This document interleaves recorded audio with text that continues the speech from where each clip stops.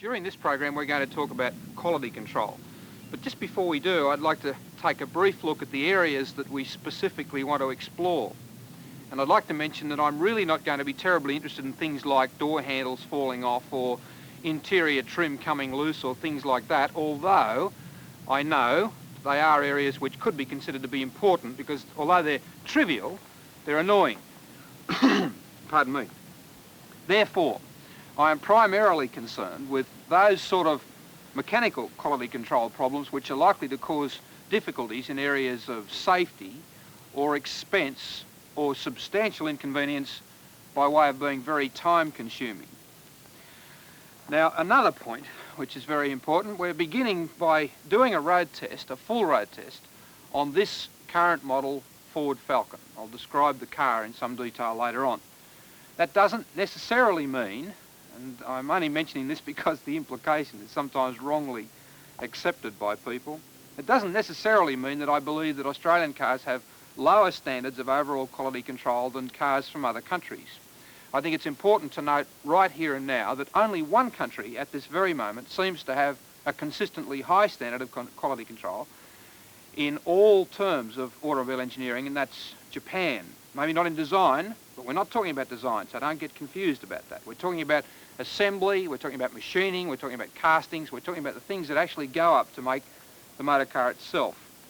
In all other countries, that is, all of the European countries and in Australia and in America, the standard of quality control around the world leaves something to be desired. And that's not just my opinion, that's the opinion of a great many consumer advocates right throughout the world.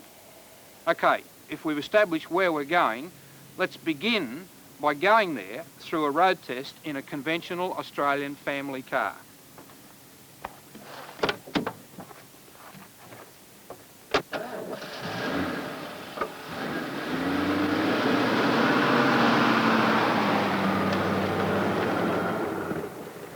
Actually, I must begin by correcting myself. It's not truly a conventional family hack in that it has the 351 V8 engine and a 4-speed manual gearbox. And if you were going to buy the big V8, you'd probably buy it in automatic, and you may not buy the really big V8, you'd probably buy the 302 V8 anyway. But in every other sense, it's in Falcon Fairmont configuration and therefore very close to being the standard family hack, but with just a little better trim than you might get in, for example, the basic Falcon or the Falcon 500.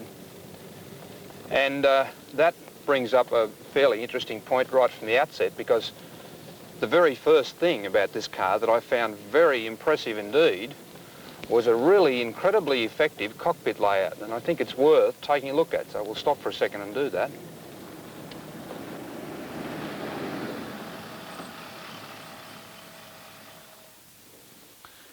Funny thing, in the whole history of talk, we've never ever actually done a complete road test on a Falcon of any sort. We did take a look at one once as part of a story on base models versus slightly upgrading the system generally, but we've never actually done a road test on a Falcon because there was not one that was released which was different enough to make it worthwhile. And this one does, without a doubt. This interior has evolved out of a number of potentially good Falcon interiors, all of which just missed out somewhere. But I can only find one area in which this total interior fails at all, and that is simply in that it doesn't provide quite enough rear legroom for tall passengers sitting in the back, and it's slightly restricted in the headroom area for the same people. But in every other sense, it's not only good, it's brilliant. It's really a fabulous interior design, and thank the Lord it's come out of an Australian car. Just let me give you an idea. From the driver's point of view, without a doubt, the best bucket seats in the business, but they have been for some time. In this case, cloth, not uncomfortable, certainly grabs the body well and holds it in place, doesn't get unnecessarily hot, doesn't make you unnecessarily sticky. A very long seat area which provides a good roll under the legs and good support right throughout in the lumbar region, in the back, at the top of the shoulders, fully adjustable fore and aft. One further adjustment, of course, could be a steering column because that might make it suit everybody, but for me, the driving position in this car is about perfect. And not only is it good in that sense, but the seat sits high enough to give you a really good line of vision across the bonnet to all points on the road ahead. That's terrific. I really like that. Then moving on from there, a very well instrumented panel with instruments easy to read, big readouts, clear, precise, no problems with those sort of things at all. I just can't help feeling that this, one further point, a steering wheel, which at long last is the way steering wheels should always have been. The right size, not unnecessarily large and certainly not so small that you can't handle it at all, made of vinyl, reasonably soft, good grip, single bar across. Someone, at long last, has been thinking. This Fairmont has some very good points and some very bad points.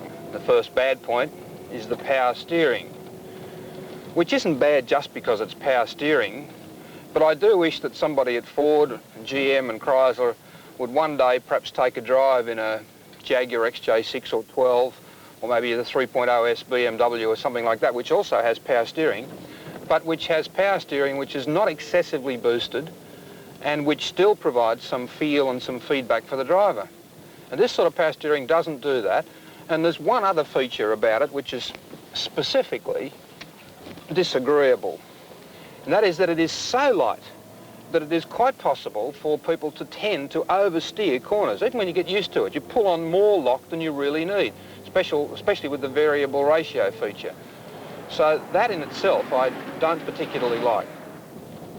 This engine is quite remarkable in its performance. It's worth mentioning that Ford have now dropped the GT version of their car in favour of this Fairmont GXL, and it doesn't have GT performance, but by heaven it doesn't go far off it.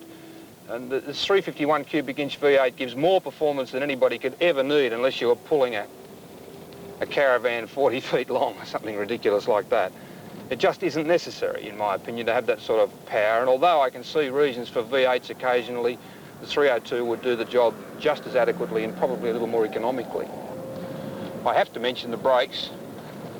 They are four-wheel disc brakes, and they are almost spectacularly good for a car of this size.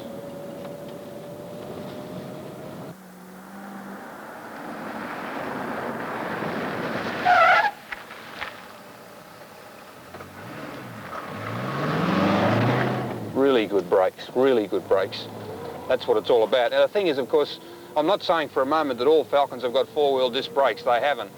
It's only available as an option on this 351 engine car.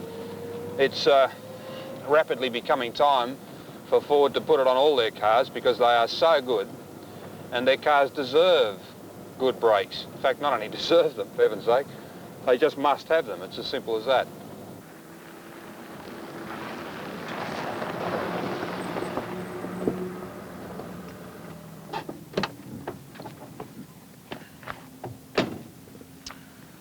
Ford's GXL Falcon is the Fairmont, in fact, is the top of the range as far as the Falcon body style is concerned.